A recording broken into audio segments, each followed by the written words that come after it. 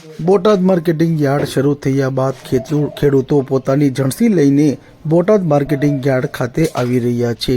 આ યાર્ડમાં કપાસની આવક માટે ખૂબ જ જાણીતું છે અને પ્રચલિત છે। ત્યારે દિવસે ને દિવસે કપાસની આવકમાં નોંધપાત્ર વધારો નોંધાઈ રહ્યો છે। આજે યાર્ડમાં કપાસની 43,000 મણ આવક નોંધાઈ હતી, જ્યારે છેલ્લા 2 કામકાજના દિવસ દરમિયાન કપાસની કુલ 85,000 મણ આવક નોંધાઈ હતી। આજે કપાસની આવકમાં સામાન્ય વધારો નોંધાયો હતો।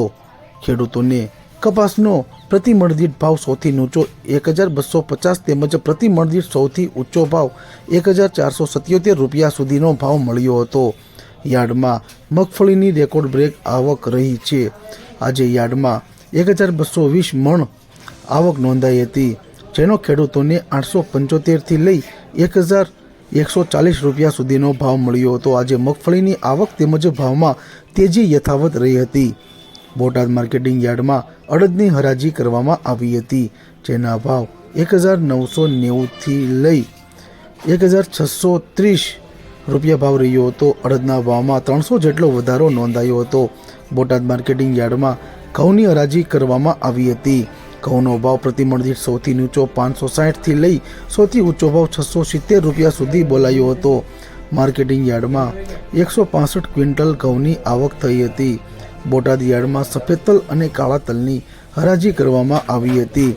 સફેદ તલનો ભાવ પ્રતિમણ દીઠ સૌથી નીચો 2,040 થી લઈ સૌથી ઊંચો ભાવ 2,585 રૂપિયા સુધી નોંધાયો હતો।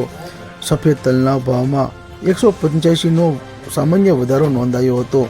માર્કેટિંગ યાર્ડમાં કાળા તલનો ભાવ 3,350 થી લઈ 4,620 રૂપિયા સુધી બોલાયો હતો। 2 દિવસમાં કાળા તલનો ભાવ 20 વધ્યો હતો। યાર્ડમાં 132 ક્વિન્ટલ તલની આવક નોંધાઈ હતી।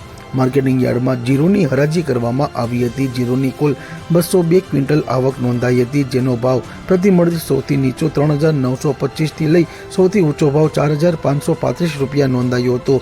આજે ચણાની કુલ 50 ક્વિન્ટલ આવક નોંધાઈ હતી। ખેડૂતને ચણાનો ભાવ 1,000 થી લઈ 1,367 રૂપિયા સુધી ભાવ બોલાયો હતો। છેલ્લા 2 દિવસના ચણાના પ્રતિમણ દીઠ ભાવ 100 લેખે વધારો થયો છે। છેલ્લા 2 દિવસમાં કપાસની 85,000 રેકોર્ડ બ્રેક આવક નોંધાઈ હતી। બોટાદ માર્કેટિંગ યાર્ડ ખાતે માત્ર બોટાદ નહીં પરંતુ અમદાવાદ, અમરેલી, ભાવનગર, સુરેન્દ્રનગર સહિતના છેવાડાના ગ્રામ્ય વિસ્તારના ખેડૂતો પણ પોતાનો જણસીનો પાક વેચવા માટે બોટાદ માર્કેટિંગ યાર્ડ ખાતે આવી પહોંચ્યા હતા, જ્યાં ખેડૂતોને સારા ભાવ મળ્યા હતા, જેને લઈ ખેડૂતો ખુશખુશાલ જોવા મળ્યા હતા।